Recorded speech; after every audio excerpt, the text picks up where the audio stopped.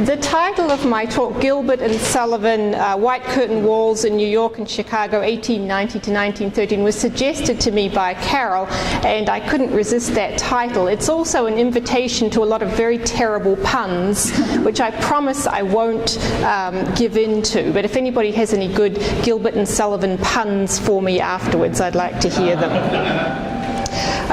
So Carol's asked me to talk about the relationship between the work of Cass Gilbert and that of Louis Sullivan. And I'm going to take that as an invitation to speak about the Chicago skyscrapers that may be seen as precedents for the Woolworth Building, among which I will include Sullivan's Bayard Building here in New York. The principal question that I want to address is, what did the medieval mean in relation to skyscraper design in Chicago, and what influence did that have on Gilbert's New York skyscrapers? So we can have the first images, please. So we're concerned here with the relationship between Gilbert and Sullivan, between New York and Chicago style skyscrapers. As Kevin's already mentioned, for many years, beginning in the early 20th century, this relationship was seen as a strictly oppositional one.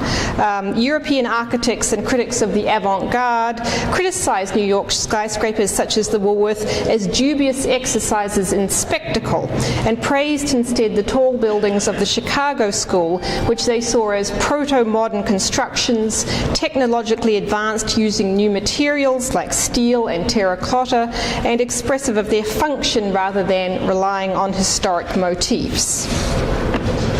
Can I have the next image, please? This view is best summarized by the Swiss architect Le Corbusier in his 1945 book, When the Cathedrals Were White, which describes his reaction upon seeing the Manhattan skyline for the first time. For him, the Woolworth Building was simultaneously magnificent and appalling. A tremendous feat of engineering encased in an incongruous historic dress. He criticized it in particular because of its ornamented crown, the very crown that we just heard about from Mary Beth. He said, "Here in New York, the skyscraper is not an element of city planning, but a banner in the sky, a firework rocket."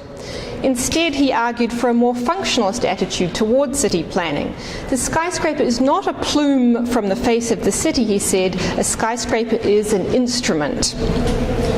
Le Corbusier's proposed cruciform towers, block-like and identical as we see on the top image, were a reaction to the spectacular nature of the Woolworth.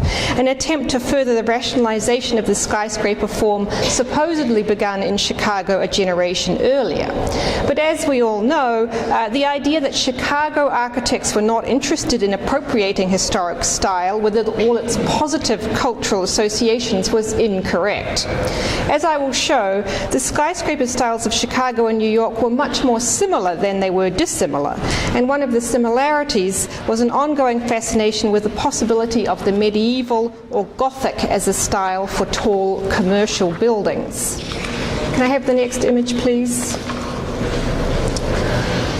Chicago architects began adapting medieval building forms for commercial purposes after the Great Fire of 1871, at a time when the Gothic revival was at the height of its fashion. This post-fire generation of commercial Gothic structures included several buildings by recent New York transplant Peter B. White and his firm Carter, Drake & White, such as the Lenox Building, which was seen here on the left, and others by William LeBaron Jenney, who would go on to train many of the prominent Chicago school architects, including the Portland Block, which we see here on the right. Eclectic rather than strictly imitative, these buildings all contained some combination of the characteristic Gothic features: narrow windows with pointed arches, naturalistic ornament, and polychromic stone and brick surfaces. Inspired by Ruskin, American architects believed that the Gothic style had social and political implications, as well as structural and material ones. For them, the Gothic was a living mode of expression, changeable and adaptable to new contexts and uses. In other words, for them, the medieval was modern. In political terms, it came to symbolize democracy, a communal art form representative of the ideal of collaborative endeavor. Could I have the next image, please? This is one of the most notorious neo-Gothic commercial buildings in Chicago, the old Chicago Board of Trade by W.W. Boynton. And it became infamous, particularly to Eastern critics like Montgomery Schuyler, for whom it was a perfect illustration of bad taste. Schuyler, who I'm sure we'll hear more about from Suzanne later, said of this building, "Boynton's work is of no style, a proposition not invalidated by the probability that he himself would call it American eclectic Gothic. We all know what the untutored and aboriginal architect stretches that term to cover." Could I have the next slide, Peter, please? But despite the kind of the disdain for this particular building, it initiated a whole generation of neo-Gothic skyscrapers in Chicago along LaSalle Street, which was and is the financial corridor of the city. In particular, a series of buildings by Burnham and Root, the most prominent firm in the city, including the Rialto and the most famous Rookery building. Both former employees of White, Burnham and Root favoured the early Gothic Romanesque revival popularised by Boston architect H.H. Richardson. This style had two principal virtues, one practical and the other symbolic. First, its simple massing was better suited to the rationalised plans of modern business buildings. Second, it symbolised the birth of a truly indigenous architectural style, one derived not from Eastern fashion, but directly evolved from early examples seen in medieval trading cities. Can I have the next image, please? With their monumental scale, emphatic verticality and elaborately gabled roofs, Burnham and Root's Women's Temple on LaSalle Street and Masonic Temple on State Street were the most famous Gothic skyscrapers produced in Chicago during the 19th century. Combining social and commercial functions, they were considered the finest products of the commercial Richardsonian Romanesque revival. Their aesthetic treatment signified their importance. Both buildings were commissioned by organisations dedicated to civic reform and designed to prove that the tall office building could have cultural as well as economic value. Can I have the next slide, please? However, over time it became more and more difficult to reconcile the skyscraper with the Gothic revival. The physical form and interior requirements of these large buildings, along with new construction techniques, as well as changes in fashion, made overt Gothic styling go out of favour by the late 1880s. Some critics, including Kansas City-based architect Henry Van Brunt, believed that the new Chicago construction, that's what the steel frame system was known as, was incommensurate with the Gothic style. Such a problem doesn't call for the same sort of architectural inspirations as the building of a vaulted cathedral in the Middle Ages, he wrote. The one required a century of deliberate and patient toil to complete it. The other must be finished, equipped and occupied in a year of strenuous and carefully ordered labour. So in a way, Van Brunt is anticipating Gilbert's complaints that he only had 86 days to do the ornament for the Woolworth building. However, other critics, including Montgomery Schuyler, countered that as an historical precedent relying on buttresses rather than masonry walls for its primary structure, the Gothic cathedral continued to provide a valuable model in the modern era. Influenced by the French architect Viollet-le-Duc, Chicago architects increasingly made a distinction between Gothicism as a style with a recognizable external form, such as the Venetian Gothic, and Gothicism as a philosophy based on the principle of constructive expressionism, in which materials were used truthfully.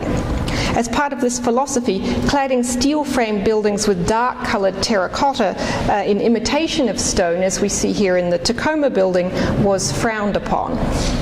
Next slide, please. Instead, Chicago architects experimented with pale-coloured terracotta in an effort to make visible its function as a non-structural cladding material, as here in the Reliance building. As Carol has shown in her work, the proportions of buildings like the Reliance was largely determined by the dimensions of the office spaces within. Like Holabird and Roche, Charles Atwood, working here for Daniel Burnham, filled most of the space between the structural bays with plate glass, leaving a minimal amount of surface area to be clad in terracotta tile. He decorated these startling window walls with Gothic motifs, borrowing the ornament, proportions and lightness of effect from the medieval cathedral. The next image, please.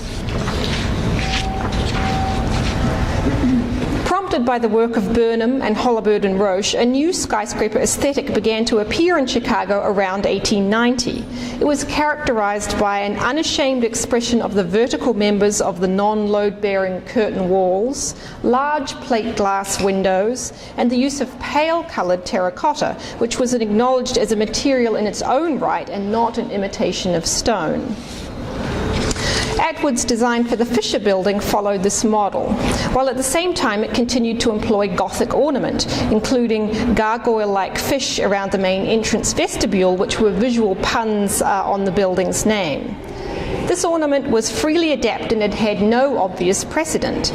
Contemporary commentators couldn't agree on the architect's sources, describing them variously as 14th century French Gothic, 16th century French Gothic, and even the English Perpendicular Gothic. However, all were agreed that, whatever its origins, the style was especially suitable to the slender office building. Next image, please. Louis Sullivan soon ventured his own version of the pale-coloured terracotta-clad skyscraper with his design for the Schlesinger and Meyer department store.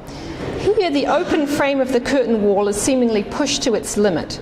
The horizontal configuration of the facade is related to the building's function as a department store, which has different interior spatial requirements to that of an office building.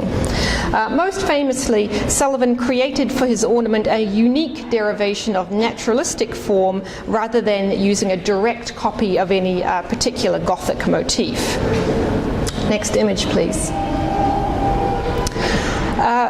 This building that we know very well on Bleecker Street, the Bayard building, was designed in a period when the Schlesinger and Meyer store was kind of on hold. The first part of it had been completed and the other part hadn't yet been begun. And this is a building, as we know, that Sullivan was invited by Lyndon Smith to design the facade of. This is a New York skyscraper in the Chicago mode. The curtain wall appears thin, almost transparent. The vertical piers are emphasized and the cladding is again pale cream terracotta. The ornament is an exuberant experiment in the organic form organized by the structural grid. Next image, please. As Gale has shown, Cass Gilbert acknowledged Sullivan's influence on him.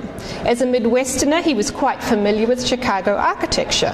His West Street building echoes the verticality of the Bayard and complies with Sullivan's formula for skyscraper design, a tripartite division of the building into 3 horizontal sections. And now here I'm going to get what are often claimed as the differences between Gilbert and Sullivan's design philosophy. The first is that in this building and in the Woolworth building, the window openings are considerably smaller, making the facade seem thicker and more substantial, although this is a curtain wall just as the Chicago School curtain walls were. Gilbert was no doubt responding to criticism on the part of critics like Schuyler that the Chicago curtain wall was too thin. Schuyler went even so far as to claim that the most extreme Chicago school constructions were buildings without walls. But in response to that kind of traditional argument about the difference between New York and Chicago, I'm going to say that the new solidity of the skyscraper wall that we see in the West Street building was also being seen in Chicago around this time, in the later work of Burnham, for example. So it's rather unfair to compare the Woolworth to the earlier work work of Burnham and Root, Hollibird and Roche and Sullivan. They come from two different generations of technology. The architectural historian Thomas Leslie has argued that this tectonic evolution was due to advances in electric lighting technologies and the reduction in its cost. Because electricity was now more powerful and accessible after the turn of the 20th century, architects no longer needed to have very large windows in their commercial buildings because daylight was no longer the chief source of illumination. Now they could rely on electricity as well. Next slide, please. The second difference often noted between Gilbert and Sullivan is the claim that Gilbert was interested in the monumental possibilities of the Gothic form rather than the purely ornamental, as in Chicago. That is, he was interested in the surface and silhouette of the Woolworth building as seen from afar rather than in its small-scale ornamental expression. And I think it's rather telling that he said any ornament will do. You just depends on how you treat it. However, as I've shown, there's a precedent for this too. Gilbert's Woolworth building is monumental in the same way that Burnham and Root's Women's Temple and Masonic Temple were. In both cases, the architect chose the medieval or Gothic for high-value projects whose outward appearance was intended to communicate a particular message about the civic-mindedness of the client. But we're talking here about Sullivan. Was he disinterested in the aesthetic value of the skyscraper as a sculptural form seen in the context of the urban landscape? Certainly he made ornament his chief medium of aesthetic expression, and David Van Zanten has written a very wonderful book making that argument. But I do want to note the difference between the Bayard building and the Woolworth in terms of their site and function. The Bayard is a mid-block building, one loft building situated between many, and it wasn't meant to be a particularly notable building, certainly not on a civic scale. In this case, Sullivan limited his attention to the ornament of the cornice. Next slide, please. As a final point of comparison, I want to mention Sullivan's unbuilt design for the 36-story Oddfellow building, in which we see the beginning of an idea about the skyscraper as a monumental urban structure to be seen in the round, not as a wall surface, one of many along the street. Interestingly, Sullivan drew this design not as a kind of aesthetic experiment, but as an ethical one.